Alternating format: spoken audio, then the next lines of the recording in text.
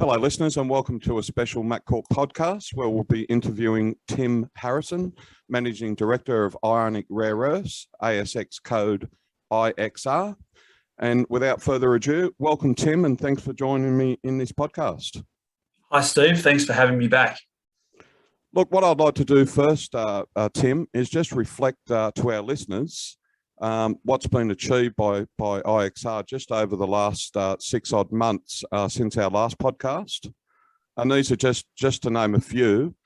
You've increased the ownership of the project to 60%. You've got 2 new board members, which we'll talk about in Jill Kelly and Max McGarvey.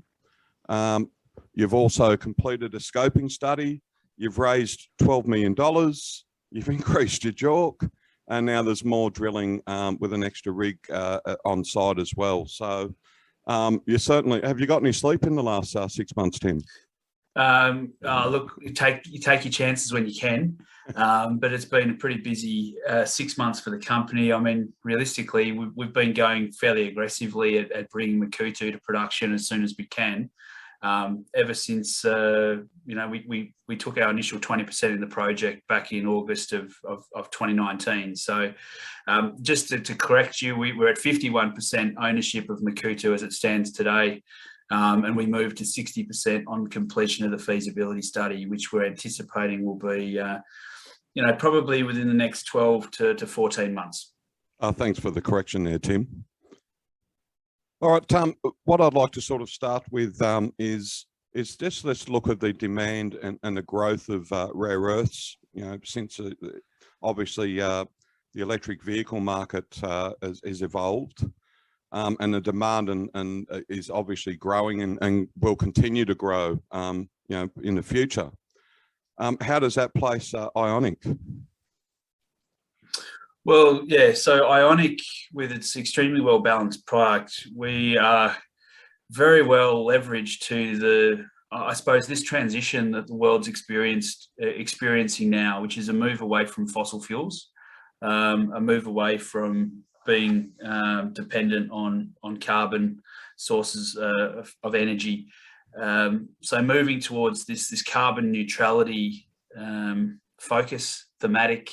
So EVs, offshore wind turbines are 2 areas that will use considerable or require considerable amounts of supply of neodymium and praseodymium, but also dysprosium and terbium. So NdPr and DyTb. These are 4 magnet rare earths. They're the 4 most highly sought after and highest value rare earths.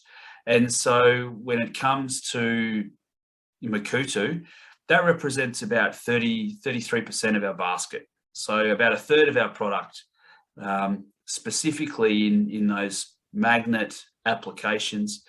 There's a couple of other magnet rare earths, samarium, holmium, and gadolinium. So all told, our basket's about 43% magnet rare earths. So we're perfectly weighted towards this transition towards carbon neutrality. In addition to that, we've got the heavy rare earths that are going to be in, a declining supply in the future. Can we just heavily sought? Can we just, for our listeners, what is heavy rare earths, Tim?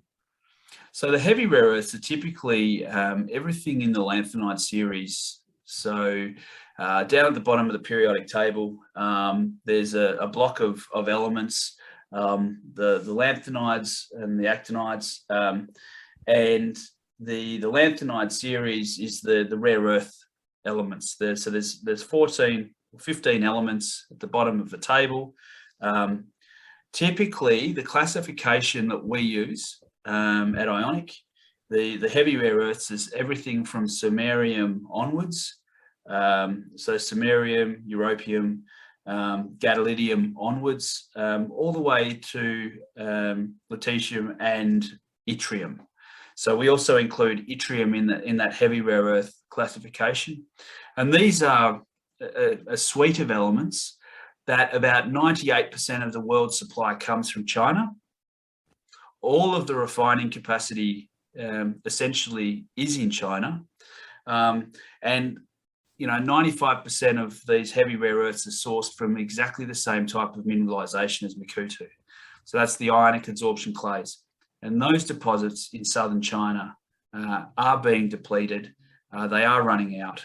And so, the heavy rare earth upside, for supply. Very much so, looking to source long life, low cost, heavy rare earths for the future. So perfect opportunity to be developing Makuutu. And talk about timing, it's you're well positioned. Right place, right time, Exactly. It's, you've got to be in a position to take advantage when the opportunity presents itself. I think the time is now. The time is now to be developing this capacity to be able to bring alternative, long life, low cost supply of heavy rare earths to a growing demand. Let's talk a bit more about the project. And overall, obviously, you've grown it to 315 million tonnes of resource, and looking to grow that. It's also low cost infrastructure. So I just want to talk about, maybe some comparisons, or not comparisons as such, but why you stand out compared to the other type of rare earth. Now the name escapes me. Mineralizations. That's like the one I'm looking for. Versus ionic adsorption clay. Yep. So can we talk a little bit about how that positions Ionic, particularly with the low cost? Yeah, look, so when you're looking at understanding the differences between the two, it's best to try and sort of take a step back and say, well, you've got your ionic adsorption clays and your classification of the light rare earth dominant hard rock mineral rare earth projects. So those hard rock mineral projects typically have much higher grades than the ionic adsorption clays, but they're typically deeper, and the requirement is to concentrate up the minerals. So you need to mine a lot of material to concentrate the rare earths up as a mineral concentrate. As you concentrate those rare earth minerals, you're also concentrating some of the radionuclides that come with those primary rare earth minerals. Yeah, so you're upgrading the concentrations of thorium and uranium. So that mineral concentrate now typically has a payability of about 40%. You need to crack those primary minerals. So you need to solubilize, dissolve those rare earth minerals, so that you can then separate out the rare earths. Huge amount of capital required. If you're looking at, for example, Lynas' development of their Malaysian facility, I think, probably lost count at what that's cost. I think certainly going back and having a look at the money that's been invested into that asset, it's over $1 billion. Well, they're a perfect example of how difficult it is to get a project to production. They've come out the other side now and doing extremely well, but it took a long time for them to get there, including getting rid of a lot of debt that they accumulated. That's right. I mean, they've done a tremendous effort. They've built that business. They've been successful over the journey. They're now turning profits. So congratulations to the team there. They've done a fantastic job. And given an alternative supply as well. Yeah, look, that's right. So, but what I would also sort of point out to investors is that Lynas makes a light rare earth element dominated product. So it's extremely highly leveraged towards the neodymium and praseodymium pricing. It's got a small allocation of heavy rare earths, small compared to the offering that you typically get from an ionic adsorption clay. So the hard rock mineral projects produce typically 90 to 95% light rare earth dominant products, whereas the ionic adsorption clays probably produce a basket that's about 50-50 lights and heavies. So it's a balanced product. That balanced product means that we're not oversupplying some elements at the detriment of others. If you were to just focus on developing a rare earth industry on light rare earth supply alone, in order to supply enough heavy rare earths to meet these very niche applications where substitution is not an option, you need to produce vast quantities of the light rare earths. That excessive production of the light rare earths will effectively depress the pricing of some of those higher value light rare earths. And so it becomes a counterintuitive outcome in that, you're trying to build a business that's profitable, but in order for you to chase the heavy rare earth requirements, that excessive production of neodymium and praseodymium actually suppresses the prices for neodymium and praseodymium. So the Chinese have been successful in balancing the requirements of heavy and light rare earths by using a blend of light rare earth projects. They've got about 3 or 4 light rare earth projects and a number of the heavy rare earth ionic adsorption clay deposits, which provide a very well-balanced collective amount of the individual rare earth elements that have enabled the Chinese to build a very, very strong position in the rare earth supply chain. And something Ionic's looking to grow themselves, some of that market. Well, that's right. We've done a lot of work over the last 8-9 months on the refinery piece. We have for a long time understood that Makuutu was going to be much larger than we had anticipated. I think the reality is that Makuutu is likely to even extend beyond that. That's a nice issue to have, Tim.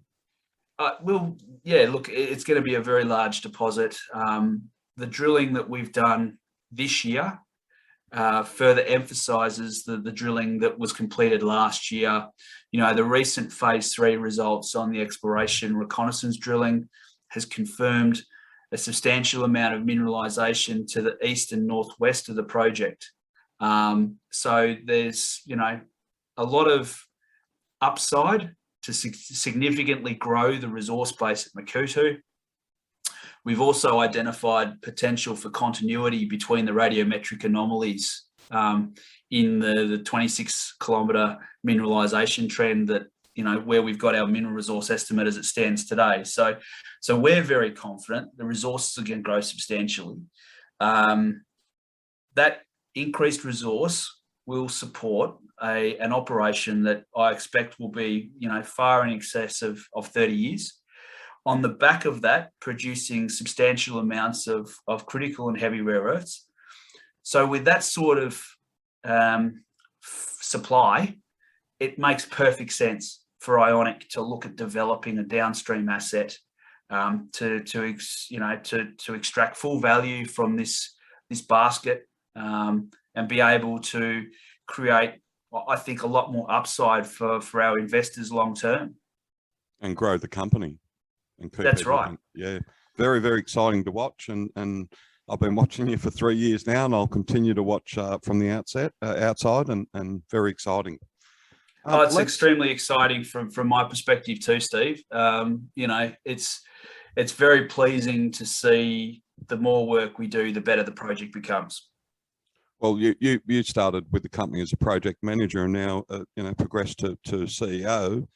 Not that you probably weren't already doing that role while you're project manager as well, but there's been growth in so many ways with Ionic, and that's one of the things that makes it exciting. You're always doing something with the company and project. Well, I think we've got an asset that mandates that. It's an asset that needs to be developed. It's an asset that has so much potential and upside. So it's how do we refer to it, Tim? Rewarding. A very unique opportunity. Yeah, well, that's right. It's a 30-year plus ionic adsorption clay.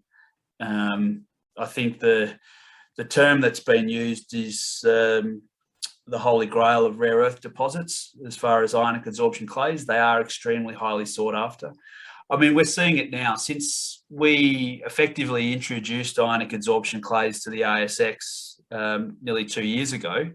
We're seeing a lot of new ionic adsorption clays coming to market. I have noticed that too. Yeah, and I mean, it's obviously it's great to see people and the wider investment community becoming more familiar with these type of deposits. There's a number of It's great for the market if more ionic around. adsorption clay projects globally that have been sort of identified as ionic adsorption clays. But realistically, when we've had a good look at that, as far as the ionic adsorption clays with scale to support development, there's ourselves and maybe one or two others that we're keeping an eye on to try and understand how they're progressing, learning from what they've done, but also making sure that we've got a project that is, reflective of the mineralisation at Makuutu. So, we know we've got something very rare. We know that the ionic adsorption clay deposits of southern China are being diminished. They're running out. Hence the desire from global groups to get access to our product. Exactly right. Now, another thing I'd like to talk about, Tim, is where Ionic's positioned with ESG, so with your environmental, social, and governance. What's Ionic's obviously position with that? Yeah, it's a very key focus. It's front and centre as we've sort of put out in our presentations around making sure that we have a very high focus on the ESG and our social license to operate in Uganda. There's a lot of work underway at the moment with the environmental and social impact assessment. We've got a number of consultants who are working for us in Uganda across the baseline surveys, the documentation, the engagement with NEMA. There's a lot of work underway at the moment on the social and stakeholder engagement, listening to the comments and concerns from the community, the feedback, trying to put things in place that means that when this asset goes into production, we can leave a positive, lasting legacy in Uganda. We can leave, something the community can feel part of and excited about with you. Well, that's the thing. So the intent is that we're looking at developing a residential operation. We're looking at creating employment opportunities for the local stakeholders. There'll be training and capacity building. And that's exciting in itself to see that you're helping a community grow as well. Well, that's right. So, I mean, at the moment we're drilling, we're building our team in Uganda. We've started from a handful of effectively expat consultants who've come in and helped us to build the initial resources. Now we've got a team in country where we're filling out that team. I think we've now got 4 geologists in country who are supporting the exploration work. So it's rewarding to see these positive steps that we're making, communications and social engagement in country, putting things in place, working with the local districts at various government levels in Uganda, the different departments, the DGSM, NEMA, across the board. We're having meaningful engagement, meaningful discussions about how we can build a long-term profitable business in Uganda that leaves opportunity for Uganda. The rehabilitation of the project areas, how we can leave behind the potential for economic industry to thrive in those rehabilitated areas. So there's a lot of work that's been going into that. It remains a key focus. Obviously, we've also been dealing with COVID in Uganda. I was just going to bring that up. You took the words out of my mouth. What makes your achievement even more remarkable is that you're doing all this during a global pandemic with COVID. That's right. It's been an exercise to try and manage the health and safety of the team, our local stakeholders, via. Well, I'd just like to highlight for our listeners that you're based in Melbourne, Australia, which obviously has also faced a lot of heartache over the last 18 months, you know, with lockdowns, etc. itself. Yeah, look, I mean, we've all got to deal with the challenges that have presented from COVID. Some of us, you know, have it better than others, and you know, we've put systems in place to be able to communicate. We've tried to sort of minimise unnecessary travel to site. We've been working with various government departments to make sure that we are meeting and exceeding the requirements. Yeah, yep. That's right. You know, engaging with the local government to make sure that we've got approvals in place and they're comfortable with the measures that we've implemented in the field to keep not only our staff and our contractors safe, but, you know, especially the local communities. Yep, yeah, exactly the local communities in which we're having to engage with as we work through this drill program. So it's been, you know, a focus. You know, we've been fortunate across the project to date and the project areas, you know, but we have to remain vigilant. You know, we are also looking at ways in which we can contribute to the local, you know, medical activities. And so the company via our subsidiary in Uganda has implemented just some minor things that we can do to just help, you know, some of the health professionals across the districts try and maintain high standards and give them what they need to be able to provide care to the community. Fantastic. Look, and also something you've done since our last podcast is you've got 2 new members on the board. So I'd like to sort of talk about them and, you know, what experience and what they're bringing to Ionic. So let's start with Jill Keeley, and obviously a lot of experience throughout military and government and well connected. So let's talk a little bit about Jill. Yeah, Jill's been a tremendous addition to the company. Jill and I maintain a lot of communications as we, you know, we're very active at the moment with talking with a number of groups in the US. Jill's obviously got a fantastic network. She's extremely well respected. And I think her addition to Ionic enables us to have better dialogue with those groups that we've been talking with on a more frequent basis.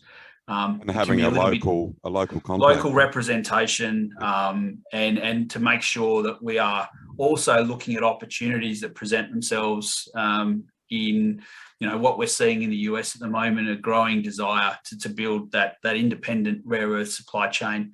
There's been a lot of talk about rare earths even from the president down, you know, for the last 12 months. Yeah, look, the rare earths and critical raw materials, we've got a basket of products, a basket of elements that are obviously perfectly weighted towards a lot of key technical applications, whether that be carbon neutrality, communications, aerospace, and military. So we've got a basket of products that have a number of very, very crucial applications, a number of OEMs in North America and Europe who are looking to get access to those products. And so it made extremely good sense for the company to have that representation in the US. And to be honest, engaging with Jill has been tremendous to date. Excellent. And what about Max McGarvey? Obviously, yeah, so a lot of experience being in the industry for 45 plus years, both from a technical and a management perspective. That's right. So Max came on board when we had to make a change on the board, given you know, commitments from one of the previous board members. So Max coming on board was absolutely perfect for us. Max is a mine builder. He's proven his pedigree and experience in building large-scale mining activities in Africa. Max has a number of ideas on what we can do to accelerate and improve the plans with regards to Makuutu, and we bring that experience in now. So, you know, well, Max, everything you do, you can just see you're growing the company. You know that you're positioning yourself for growth. Well, that's the idea, Steve. We're not here to to keep milking it. We're here to get this thing into production and to use it as a stepping stone to go that next step in the rare earth value chain. So looking at getting Makuutu into production is the first step. Looking at building a refining asset is the next step. And I think we'll be successful on those two fronts, which then opens up other opportunities for the company going forward. And as far as finance, obviously you've done a recent cap raise and raised 12 million. Where do you see that getting you to? Yeah, so that was back in February. We raised the 12 million. I think at the end of June, we had a bit over 11 million in the bank. We're well funded to get through the bulk of the feasibility study. Obviously, there's been some drilling that we've completed recently to increase the resource base for the feasibility study. So we're well funded to get through the feasibility study and meet all of our obligations to get to the point where we can submit a mining license application. There's potential for us to investigate a demonstration plant. We're working through that now, and that's forming part of a number of discussions on the strategic partnering process.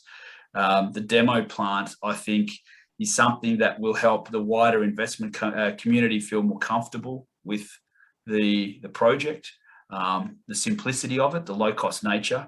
Also provides us with an opportunity to better understand the logistics of moving that amount of mineralisation, and to look at ways in which we can, improve the design and our thinking around that first module.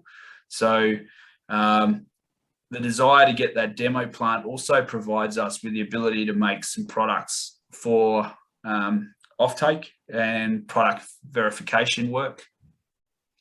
Also provides us with some feedstock for us to be able to then move to the next phase of the refinery development, assuming that the numbers are economic. Once we've completed a scoping study and we're very confident with the approach, we'll then have a substantial amount of Makuutu-based mixed rare earth carbonate that we can then look at doing some downstream verification, validation, and piloting work on. So I see the demo plant being tremendously, or field trials and demonstration plant being tremendously useful in better understanding the risk profile and the simplicity of the project, the capital and the operating requirements, and I think the wider investment community get more comfortable with just how simple Makuutu potentially can be. Excellent. Look, Tim, how would you like to finish off as far as potential investors considering Ionic? What would you like to say to them? Look, I think it's important that people, if they've got an interest to invest in the rare earth industry or the rare earth market, they want to get exposure to it. The best thing to do is to understand that, understand the individual rare earth projects, understand the basket. The basket is effectively the DNA of a project. The basket will give you a very good handle on the potential to be a profitable project into the future, and where the project sits relative to its peers. Well, you can just look at the sort of time estimates is something I'd sort of like to just briefly mention. If you look at just some of the examples of the hard rock rare earth projects in Australia, most of those have been going on an average of 15 plus years, and they're still doing the studies, to take it forward. So you've done all that work in the space of 2 years, which I think is a good example of the difficulties between the two different types of rare earths. Yeah, look, I think that's right, Steve. I think it's also important to understand the capital hurdle as well. If you've got a large capital price tag on your project, it's understandable that these companies might be studying it for decades, because until they can source that significant amount of capital to move the project forward, they're effectively going to be trading sideways. That's right. Well, I mean, and this is the thing with regards to rare earths. Rare earths, what defines a good rare earth project is the strategic importance, and who's funding it, what's the reason for funding it, If you look at let's say Lynas, for example, Lynas has had tremendous support from some of the companies that initially backed that into production. So obviously the Japanese investors looking at providing or getting access to rare earth supply independent of Chinese supply. So there's been a tremendous amount of support there from some of those Japanese backers. It's the same thing when it comes to rare earths. The rare earths is going to be who's behind the support of the project, and the downstream industry that's created on the back of those rare earth elements. So I think it's important to understand the basket. It's important to understand the capital requirement, so that capital hurdle to get it into production. These are two things that obviously Makuutu and ionic adsorption clays have clear advantages over. Then you need to understand the potential social or the social ESG. Economic license to operate. So the concern that stakeholders have globally around radionuclides are prevalent in the hard rock light rare earth mineral projects, and to that matter, hard rock heavy rare earth projects as well. So they're issues that typically you don't see in the ionic adsorption clay. So when you're looking at a criterion of where you'd like to be, I think it's a very compelling argument to say focus on the ionic adsorption clays. That's where my preference has been and will be going forward, and that's why they have the designation as the holy grail of rare earth deposits, because they have so many positive attributes when you compare them against the alternative, that they really are very favourable assets to be developing. Now, hopefully our listeners have got some great insights from this podcast, and go and do some research on their own and learn a little bit more with rare earths. But hopefully this has given them a good start, Tim. Yeah, look, Steve, I think it's it's in everyone's best interest to understand the differences between the different projects. I think you probably can also tell that given all these new ionic adsorption clays or claims that are out there about new deposits, again, it's driven by people who are understanding there's not all rare earth projects are created equal, and the focus has been more towards let's try and find an ionic adsorption clay. We know they're rare. We know they're difficult to find. That's why when the company had the opportunity to get their hands on Makuutu, it was a no-brainer. Because they are rare and they're very, very hard to find at scale, and in a jurisdiction that enables the development of such an asset. Excellent, Tim. Look, thanks so much for your time today, Tim, and again, all the insights that you provided our listeners. Hope they've listened and take it all in. Yeah, thanks, Steve, and look forward to doing another podcast. Next year, once we're probably, hopefully we're getting very, very close to having the mining license application in, and moving forward with all of our activities to get Makuutu into production. Well, it'll be interesting to see where you're at in 6 months with all the work you've done in the last 6 months. So thanks, Tim. Thanks, Steve. All the best. You too. Thanks, Tim. Bye.